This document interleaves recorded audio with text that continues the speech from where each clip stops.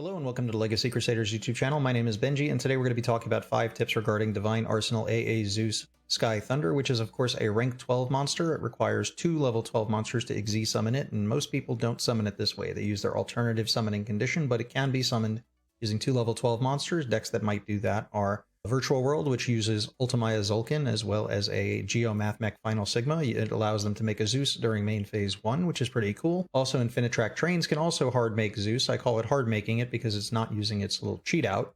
If using Infinitrack Trains, you can use a Harvester plus a Heavy Freight Trait Derek Crane. Both of their levels add up to 12, so you can use Harvester's effect to make both of their levels become 12 and overlay for Zeus that way. Something that some duelists don't seem to know is our second tip is that the XZ monster that battles to use the cheat out summoning condition of Divine Arsenal AA-Zeus does not have to be your own monster. So if you attack into your Mathmech opponent's Prime Mathmech Alan-Bertian or Laplacian, during main phase 2 you can overlay your 2 level 3s for a Dante and make Zeus. So you can make Zeus over your own XZ monster even if your XZ monster does not battle. Perhaps you don't want to attack with it because perhaps you need to crash a monster and you want to keep your XZ monster alive. There are a whole bunch of reasons why you might attack into your opponent's XZ monster, not using your own, but it is important to know that as long as a XZ monster has battled that turn, meaning it has made it to damage calculation, do look out for things like Forbidden Droplet. This could prevent you from getting to damage calculation if it's used to send the monster that's trying to battle the XZ monster to the graveyard during the start of the damage step or before damage calculation. More information can be found on that on my 5 tips for the battle phase and my 5 tips for Forbidden Droplet video, which will be linked in the card above. Zeus also has a second effect, which a lot of people don't seem to know about, which is that if a card you control is destroyed by battle or card effects, you can attach an additional material to Zeus. This is once per turn. It's very important because generally a Zeus will have 3 materials on it, or maybe 2. Depends if you use the effect of your initial XZ monster when summoning Zeus. Like I overlay into Breaksword with 2 monsters, so sometimes I detach one to pop a card, and then sometimes I don't. So my Zeus either has 3 or 4 materials, so if one of my cards is destroyed while I control Zeus, I can actually attach an additional material, and a 4 material Zeus is far more valuable than a 3 material Zeus.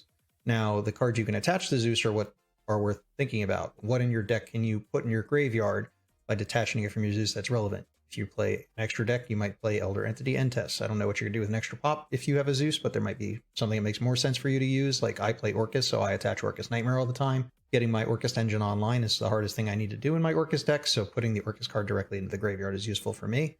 You could play Shadal's, you can attach Apkallone to it, and then detach Apkallone, and that way you can activate its effect to send an Ariel from your deck to the graveyard, and you can hit cards in your opponent's graveyard. So there's a lot of cool things you can do with the second effect of Zeus. You can even crash your monsters into your opponents in the turn after your Zeus is made.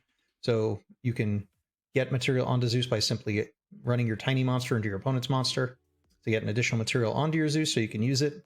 Lots of cool things you can do with the second effect of Zeus. Also, but a minor detail is that if your opponent were to destroy a spell or trap card of yours with a card that negates the activation and destroys it, on its initial flip up, it actually will not be able to trigger the Zeus effect. So for instance, if I have Fogblade, I flip it face down, face up, targeting my opponent's Baron de Fleur, and they use the effect of Baron de Fleur to negate the activation of the Fogblade, which will destroy it. Because its activation was negated, it's not considered to have been on the field. This is only true if the card had its activation negated and destroyed on its initial flip up. If the card was already on the field, it will be destroyed from the field and it will trigger Zeus. But in this particular case, the Fogblade is destroyed and sent to the graveyard, but it's not considered to go to the graveyard from the field, therefore it will not trigger the effect of Zeus to attach additional material. As we've already discussed, having more materials on a Zeus is a useful thing. So it's good to know that there are different levels and ranks that you can rank up additional monsters onto in order to gain additional materials for Zeus. Rank 1, 2s, and 3s often use Downward Magician to be an extra material. You can use a Dante in a Burning Abyss deck to go into a Beatrice. I think rank 5 decks tend to play something like Gaia Charger to get an additional material. In the rank 8 decks, you can use a Dark XZ and go up into Pain Gainer and 7 Sins to give you a lot of materials for a rank 8 monster. Now, the rank 8 that I usually use is Dingirsu, Orcus of the Evening Star, and the reason for that is you can attack into a monster and detach a monster from Dingirsu, so it doesn't get destroyed by the battle, but it still gets the damage calculation, therefore an XZ monster is battled, therefore you can still make a Zeus. So monsters that can't be destroyed by battle, or you can protect from being destroyed by battle, like Dingirsu or Fortune Tune, are good for that kind of thing. And the last tip is that you can use monsters that attack directly to allow you to make a Zeus easily, because attacking directly still goes to damage calculation. So if you use something like Borbo, which most people are familiar with, the Zodiac monster, use that to attack directly. That's for the rank 4 pool. You can make a Zodiac Borbo in any deck that makes rank 4s by playing a Zodiac Chakanine, which only takes 2 level 4s. You can rank that up into Borbo and attack directly. But in other levels and ranks, there are other cards that you can use to attack directly as well. In rank 7s, you can use Titanic Moth. In 8s, you can use Lancelot. In 9s, you can use Dyson Sphere. In 3s, you can use Nightmare Shark.